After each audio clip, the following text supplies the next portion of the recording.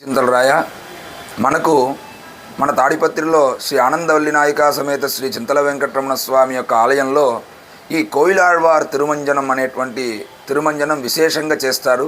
సంవత్సరంలో 4 సార్లు చేస్తారు. యుగాది, బ్రహ్మోత్సవం, పవిత్రోత్సవం, వైకుంఠ ఏకాదశి. ఈ 4 ఉత్సవానికి పూర్వం ఈ కోయిలాళ్వార్ తిరుమంజనం అని చేస్తాం. ఏమి కోయిలాళ్వార్ తిరుమంజనం అంటే, మనకు ఆలయంలో స్వామివారికి ఈ క్రిమికీటకాలు కానీ ఈ విశేషమైనటువంటి ఆ సుగంధాలు కానీ భగవంతుడి దగ్గర ఉండాలి.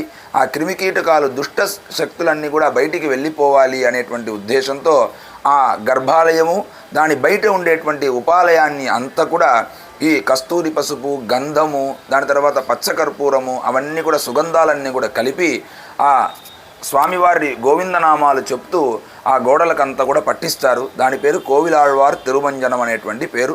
ప్రతి ఒక్క వైష్ణవ క్షేత్రం నందు చేస్తారు.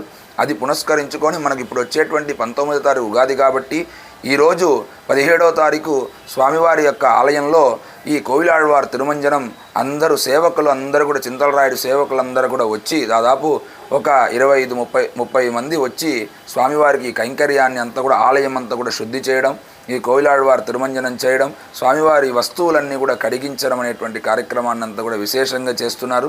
వారికి వారి కుటుంబానికి అంతా కూడా ఆ చింతలరాయుడు యొక్క అనుగ్రహం పరిపూర్ణంగా ఉండాలి అని ప్రార్థిస్తున్నాం. జై చింతలరాయుడు. అర్చకులు శ్రీ చింతల వెంకటరమణ స్వామి దేవస్థానం, చింతలరాయన్. నమస్కారం.